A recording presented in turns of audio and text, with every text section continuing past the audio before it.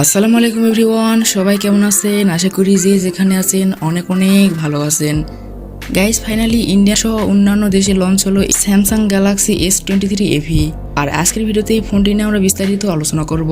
ফোনটি আমরা বাংলাদেশে কবে পাবো এবং এর দামই বা কেমন হতে পারে, এই সবগুলো প্রশ্নের উত্তর থাকবে আজকের ভিডিওতে। সো পুরো ভিডিওটি অবশ্যই দেখবেন। আর আপনারা দেখছেন টেক জোন 99, চ্যানেলটি সাবস্ক্রাইব করে পাশে থাকবেন এবং ভিডিওতে একটা লাইক দিতে ভুলে যাবেন না কিন্তু। প্রথমে কথা বলা যাক ফোনটির ডিজাইন এবং বিল্ড কোয়ালিটি নিয়ে। ফোনটির ব্যাক সাইডে থাকছে গ্লাস এবং ফ্রেমে থাকছে অ্যালুমিনিয়াম। আর ব্যাক সাইডে থাকছে 3টি ক্যামেরা এবং নিচের দিকে থাকছে স্যামসাংয়ের ব্র্যান্ডিং। তবে পোর্টস অ্যান্ড বাটন হিসেবে ফোনটিতে আপনারা সব ধরনের পোর্টস অ্যান্ড বাটন পাচ্ছেন না, যেমন 3.5mm হেডফোন জ্যাক এই ফোনে থাকছে না।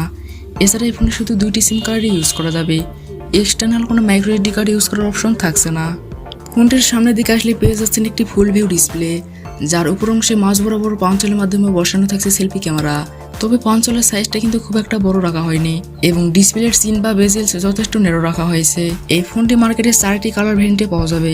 ডিসপ্লে নিয়ে কথা বলতে গেলে এই ফোনে থাকছে 6.4 ইঞ্চের একটি ডাইনামিক অ্যামোলেড 2x ডিসপ্লে। আর এই ডিসপ্লেটি মূলত ফুল এইচডি প্লাসের একটি ডিসপ্লে, যার রেজলিউশন হিসেবে থাকছে 1080x2350 পিক্সেল।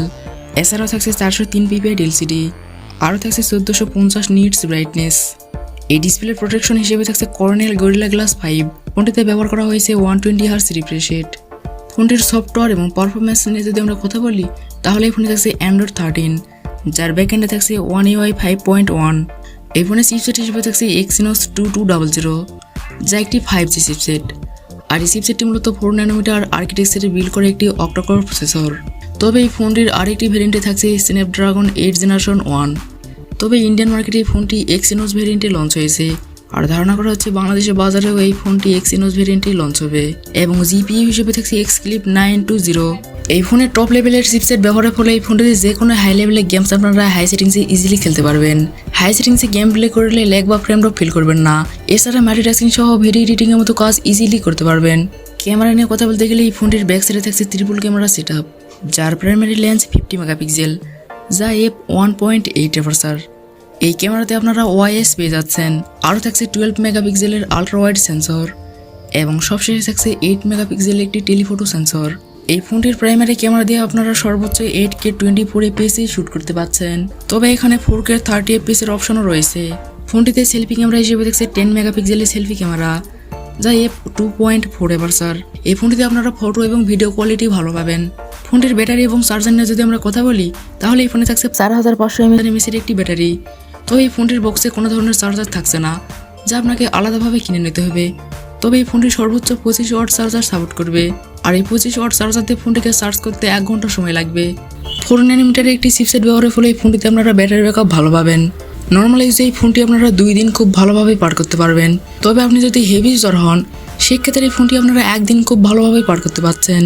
এই ফোনটিতে কিন্তু ব্যাটারি ব্যাকআপের প্রবলেম থাকছে না।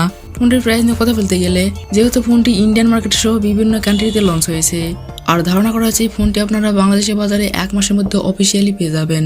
দেশের বাজারে এই ফোনটির অফিসিয়াল প্রাইস হতে পারে 80 থেকে 85 হাজার টাকা। তবে প্রাইস কিছুটা আপ ডাউন হতেই পারে। তবে আগেই বলেছি, এই ফোনটি বাংলাদেশের বাজারে Exynos ভেরিয়েন্টে লঞ্চ হবে।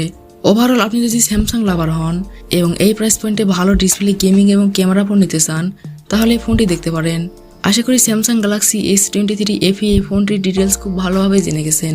গাইস, এই ছিল আজকের ভিডিওটি আপনাদের কাছে কেমন লেগেছে কমেন্ট করে অবশ্যই জানাবেন।